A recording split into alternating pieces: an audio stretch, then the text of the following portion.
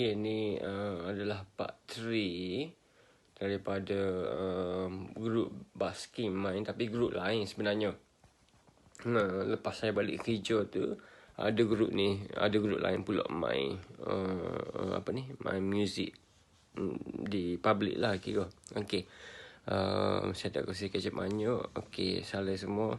Kita akan sambung Swedish kita. Part tu kita buat sampai 10. Kita bila 1, 2, 3 sampai 10. Ni kita bila 11, 12, 13, 14, 15. Okay.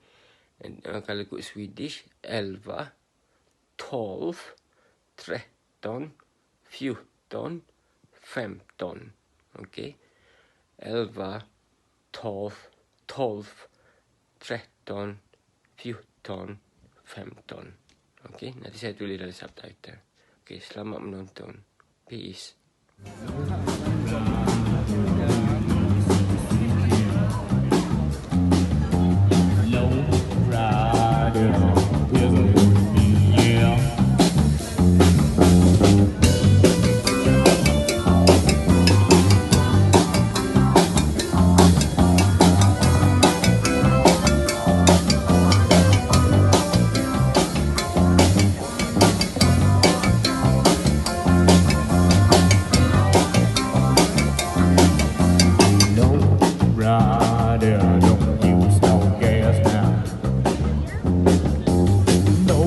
Rider, don't drive too fast.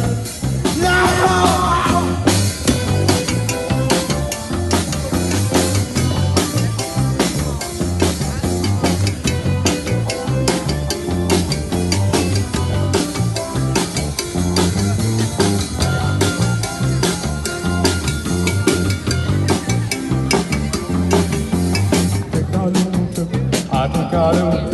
I take a little trip.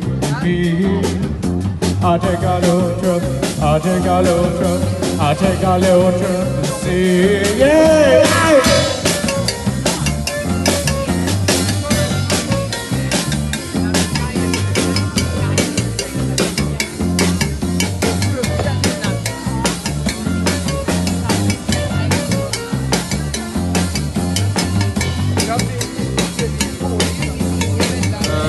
Sore jatuh, orang Cina belakang main.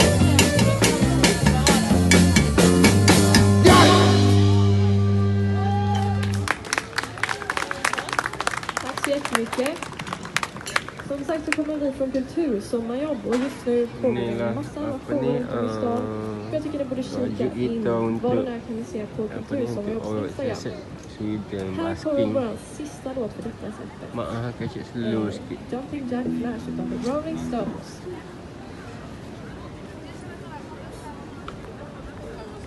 Inilah kalau kita tengok mungkin ada minggu dah banyak orang masa musim sama dia main luar.